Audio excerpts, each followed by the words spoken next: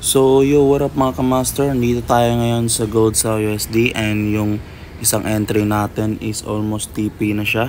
And mamaya ilalagay ko kung hindi pa siya mag-TP ngayon sa mag-sharing analysis ako is i-set ko lang yung i-move ko lang yung stop loss dito para pag na-hit is still profit pa rin kung hindi niya mahitong TP area na to, pero posible naman kasi malapit na siya sa TP area.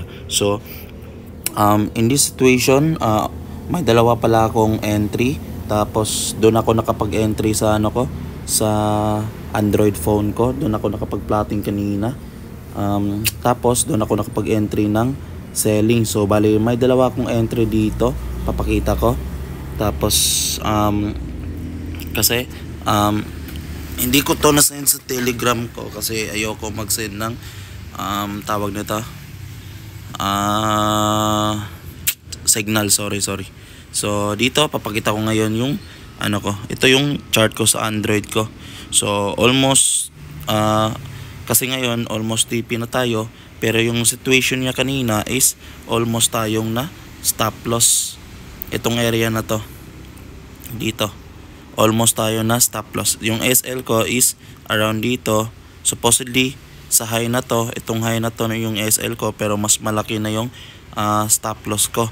So dito ko na lang sa outside ng zone ko.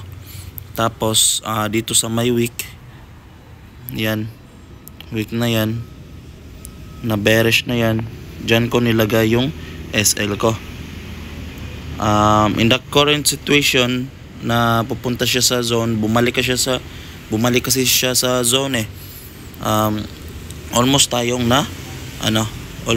na SL. So dito may dalawa akong entry dito.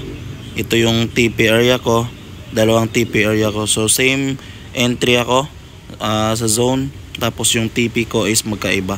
So yung last TP ko is sa area na to kasi may potential buy siya para sa akin. So disclaimer lang din sa nag-aabang sa na to, sa support na to. So yun yung ipapakita ko pala ngayon is yung intense situation na nangyari. So dito pala dito yung plotting ko kanina. So yung sabi ko dito yung SL ko sa week ng bearish na candle na to, ito.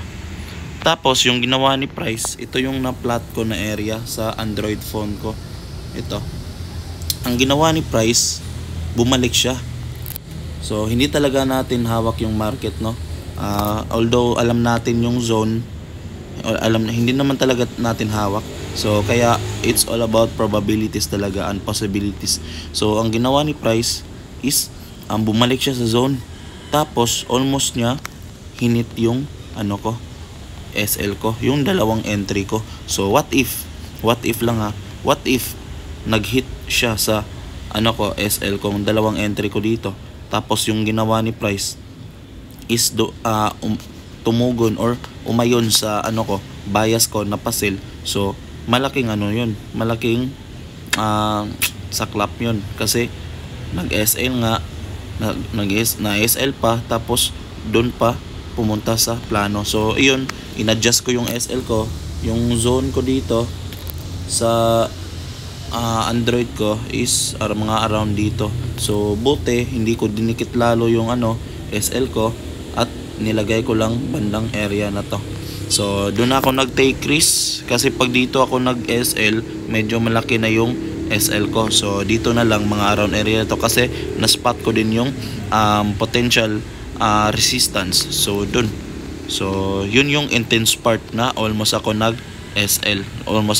Ayun, puntahan na yung TP area na nilagay ko. So sa kabilang sa kabilang sa pangalawang entry. So ngayon papakita ko yung dahilan kung bakit ako nag-entry dito. So unang-una nag-explore pala ako sa mga time frame. So pumunta ako dito sa lower time frame, tapos tinignan ko yung line chart. So dito sa line chart may nakita ako na itong area na to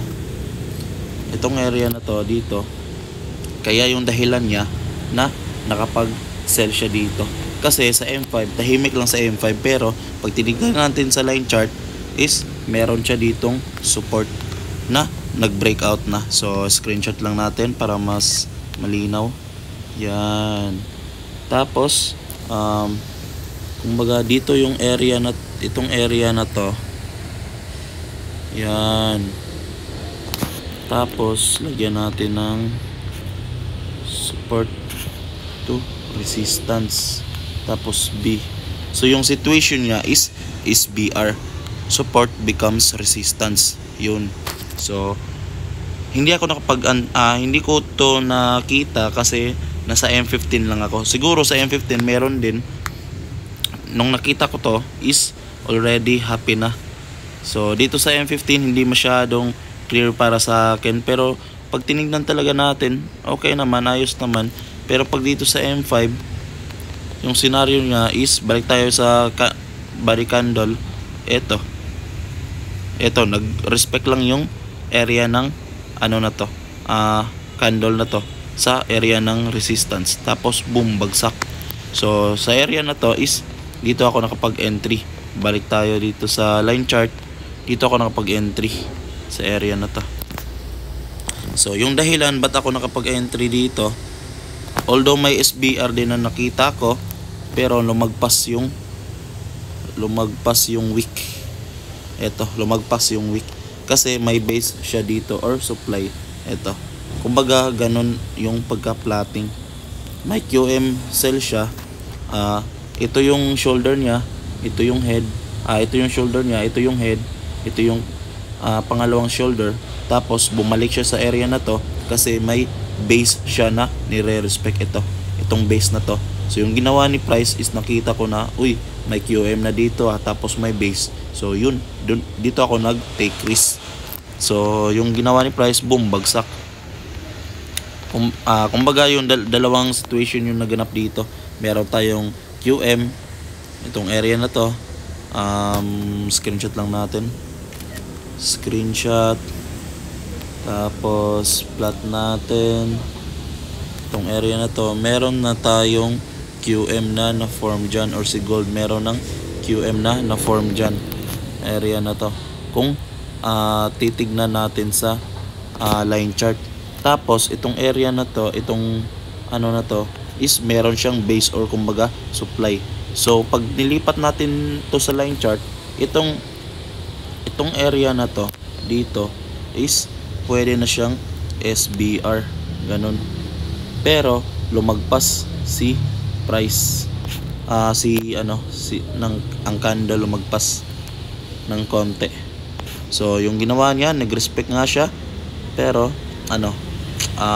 nag-respect siya pero nag-iwan siya ng kumbaga sabihin sa iba, SL hunt, ganun.